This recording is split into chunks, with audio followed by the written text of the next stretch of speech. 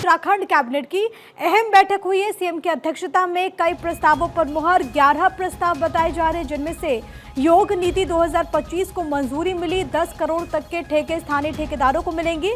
अधिप्राप्ति नियमावली 2017 में संशोधन हुआ। औद्योगिक विकास विभाग की नई पॉलिसी को मंजूर किया गया। साल 2030 तक 5 नए योग हब विकसित किए जाएंगे, ये फैसला भी लिया गया है। तो उत्तराखंड कैबिनेट में कई महत्वपूर्ण प्रस्ताव, और एक तो जो सबसे ज्यादा इंपॉर्टेंट हो जाता है वो न्यू योग पॉलिसी को लेकर के।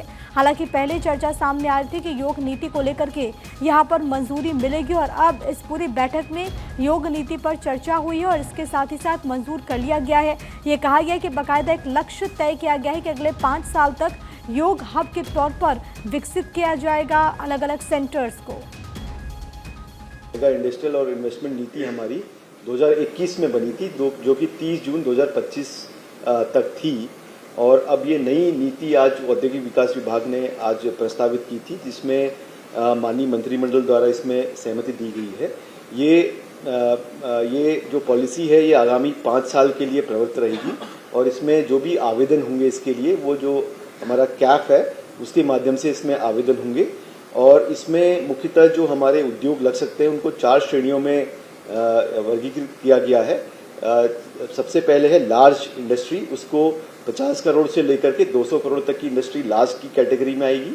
अल्ट्रा लार्ज की कैटेगरी में 200 करोड़ से लेकर के 500 करोड़ तक, उसके अलावा मेगा में 500 करोड़ से लेकर के 1000 करोड़ तक, और अल्ट्रा मेगा में 1000 करोड़ से ऊपर तक की सीमा इसमें निर्धारित की गई है।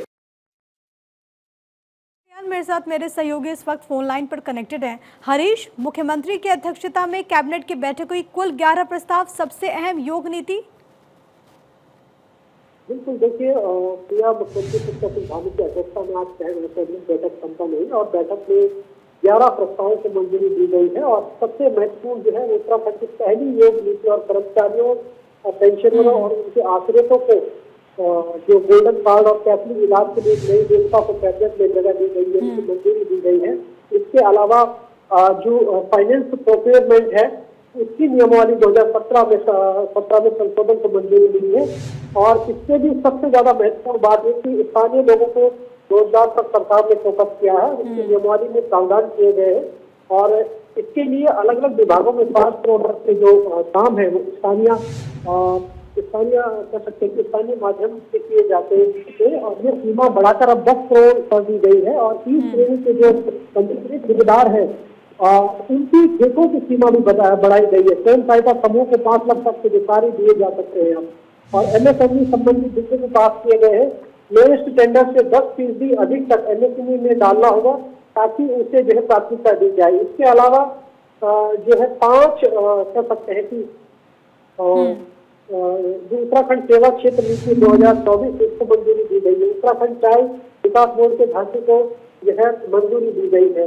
उत्तराखंड की योग नीति को मंजूरी दी गई। इसमें सबसे महत्वपूर्ण बात है कि 5 नए योग हब स्थापित होंगे, जो पहाड़ी क्षेत्रों में 50% और मैदानी क्षेत्र में 25% तक सब्सिडी दी जाएगी। यानी कि योग को बढ़ावा देने के लिए संस्थान के जो योग शिक्षक है 250 रुपए की प्रतिपूर्ति इनको दी जाएगी। अटल आयुष्मान योजना, गोल्डन कार्ड के लिए 73 करोड़ रुपए का ऋण दिया जाएगा। ठीक, और ऐसे कई प्रस्ताव हैं जिस पर मोहर लगी है, मंजूरी दी गई है। बहुत शुक्रिया आपका हरीश, तमाम बातचीत के लिए।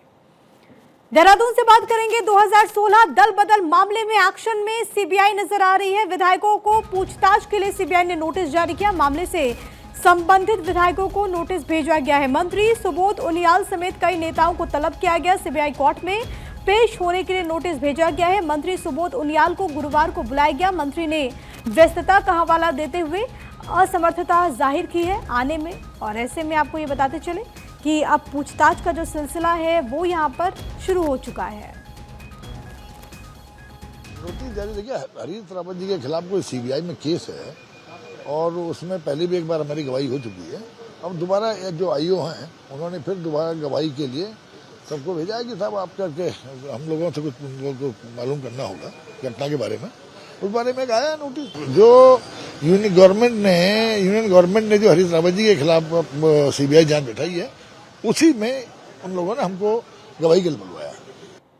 अहिल्याबाई होलकर की जयंती के मौके पर बीजेपी मसूरी मंडल ने तिलक लाइब्रेरी में 4 दिवसीय प्रदर्शनी का आयोजन किया, जिसका उद्घाटन नगर पालिका अध्यक्ष मीरा सकलानी की तरफ से किया गया।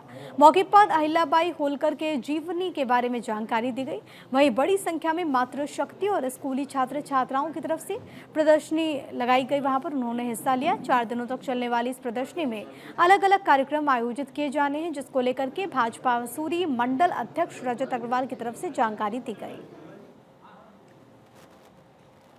वहीं रुड़की में पंचायती धर्मशाला के पास चेन स्नैचिंग का मामला सामने आया। चेन स्नैचिंग का ये वीडियो सोशल मीडिया पर वायरल है। वीडियो में दिख रहा है कि बाइक सवार 2 बदमाश एक बुजुर्ग महिला का चेन खींचकर फरार हो गए। पूरा मामला रुड़की के पंचायती धर्मशाला के पास का है। सोने की चेन लूटने की घटना जैन मंदिर के पास लगे सीसीटीवी कैमरे में कैद हो गई। घटना के बाद पुलिस को सूचना दी गई है। सूचना पर पहुंची पुलिस ने आसपास बदमाशों की काफी तलाश की, लेकिन दोनों बदमाशों का कुछ पता नहीं चला, जिसके बाद पुलिस सीसीटीवी फुटेज के आधार पर बदमाशों की तलाश में जुटी हुई है। तो तस्वीरें इस वक्त हम आपको दिखा रहे हैं। देखिए, बाइक पर सवार होकर के बदमाश यहां पर पहुंचता है और देखिए किस तरीके से ये बदमाश एक महिला जो कि आगे की तरफ जा रही है और किस तरीके से उनकी चेन खींचते हुए ये फरार हो जाता है। वहां पर 2 और लोग मौजूद थे, वो भी हक्का बक्का रह गए कि आखिरकार ये हुआ क्या, लेकिन वहां पर वो बदमाश आता है और एकदम से चेन छीन कर फरार हो जाता है।